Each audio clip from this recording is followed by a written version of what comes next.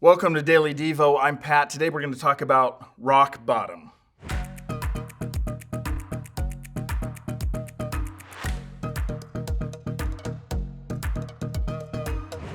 You and I have all probably heard of this term, rock bottom.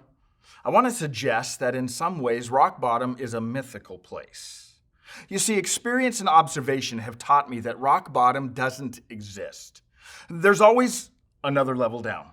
I've witnessed plenty of people hit rock bottom only to descend another level. I've been there. Perhaps this is the subtle shift we need to make regarding this idea of rock bottom. It's not that we hit rock bottom and start climbing out, but that we make a choice that this is my bottom level. I'm not going any lower. I'm putting away the shovel. I'm grabbing the rope. I refuse to sink any lower. No more excuses.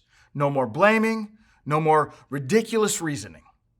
This is my bottom level. These chains will no longer confine me. We've been looking at the story of Jonah the past few weeks, and we left off with him in a very, very desperate situation. It's what most people would call his rock bottom, but I would suggest it's only Jonah's rock bottom if he chooses it to be. Listen to what he prays in Jonah chapter 2, starting in verse 4. He says, "Then I said, O Lord, you've driven me from your presence. Yet I will look once more towards your holy temple. I sank beneath the waves, and the waters closed over me. Seaweed wrapped itself around my head. I sank down to the very roots of the mountains. I was imprisoned in the earth, whose gates lock shut forever. But you, O Lord my God, snatched me from the jaws of death."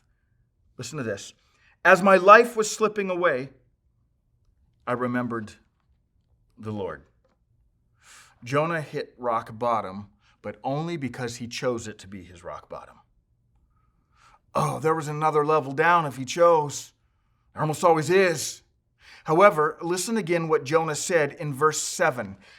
"As my life was slipping away, I remembered the Lord."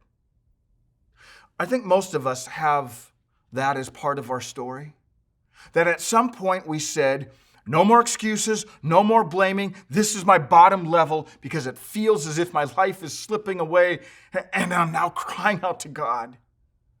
Jesus said, "When the Son sets you free, you are free indeed." His message of hope is that this level, the precipice that you are hovering on at some point or maybe are currently teetering on, it can be your bottom level. That's hope, my friend. If that's you today, if you're perhaps hovering over another level down, I implore you, like Jonah, stop digging and grab the rope. If that's not you today, would you at least pause and thank Jesus for the days and the times that he set you free? Would you pause and thank him for the moment that you decided you weren't going any deeper? And you cried out to God, and he rescued you. Let's not fool ourselves.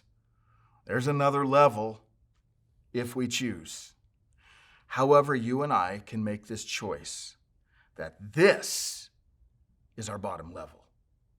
When the Son sets you free, you are free indeed.